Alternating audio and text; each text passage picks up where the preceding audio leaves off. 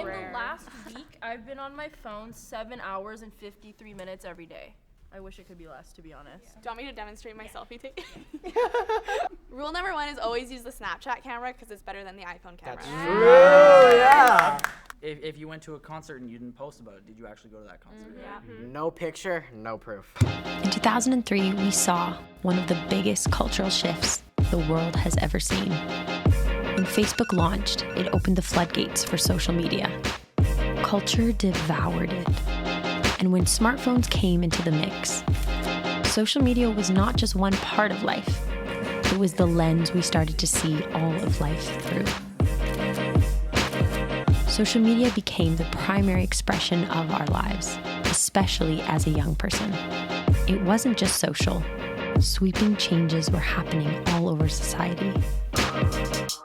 Some of the needs that youth have today is no different than it was 30, 40 years ago, but the resources or relationships around them or the cultural context is different. How many followers do you need to have made it? Over 1,000. Yeah. Probably like over 2,000 followers. I'm like, oh, okay, this guy. Yeah, it's if the they guy. have a K on the number, they're legit. Yeah. When we go through Instagram, we see pictures and pictures of all these beautiful girls, and then we look in our selfies and in our mirror pictures, and we're like, I don't look like that. How we looked, sounded, and were perceived became a 24/7 job. We no longer were just people. We were personal brands creating an almost impossible separation between the real world and the digital one. Kids are almost paralyzed about what it means to develop relationship and to believe in themselves because they might have this sense that I may be different. I may be something other than what other people are expecting of me, and I can't take that risk. And so you see technology where kids are developing relationships on the internet. Those aren't relationships. Those are just interactions. But social media and technology weren't the real problem. There was an undertone in the foundations of our culture that was about to be exposed. In our generation, there's such a big picture on who we have to be, to the point that if we're not that person, we don't feel like we should be anyone at all. Everyone's trying to find like who they are or who they're supposed to be, and they're really caught up in like issues of self-esteem and stuff. Like who am I supposed to be to my other classmates? Who are they seeing me as? And how can I get to that level of what I want them to see me as? The problem with all of this is not a social media or technology crisis. It's a value crisis. It was about, I'd say, a year or two ago. I cried myself to sleep for like 3 weeks straight, and everything in my life was just going so utterly wrong that I felt like everything would be better for everyone if I was just like gone. So went to the bathroom, found a razor blade, and I was just going at on my wrist, and then I just like started crying on the floor, and my friend called me not knowing what was happening. If she didn't do that, I'm 100% sure I wouldn't be here right now.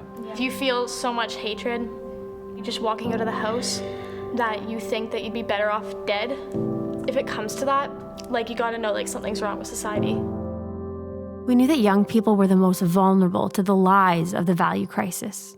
So we responded by helping them discover their unconditional value and equipping them with tools needed to help them truly thrive.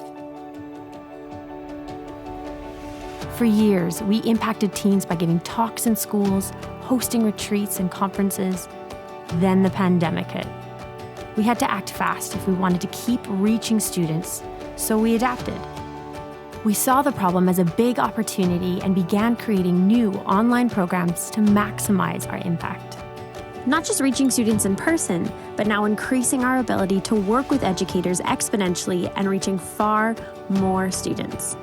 This was the beginning of Signal Hill Media, an online portal of educational content and tools designed to help young people discover their worth and successfully navigate their high school years. With story-filled workshops on relevant issues like body image, mental health, and selfless leadership, we're supporting students where they are at in ways that are meaningful to them. I felt heard, I guess. Like I felt like, okay, yes, you feel the same way as I do.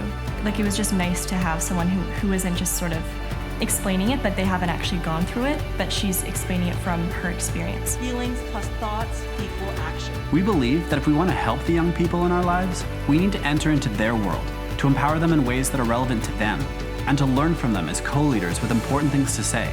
We've launched a new initiative called Value Project, where we've partnered with students and empowered them to create online media campaigns that promote the message of value every person to their peers. We believe we can empower this generation. To do this well, we're always adapting our programs to help students develop lifelong resiliency, unlock their leadership potential, and discover that everyone has unconditional value. Join our fight against the value crisis as we help young people discover that every person matters.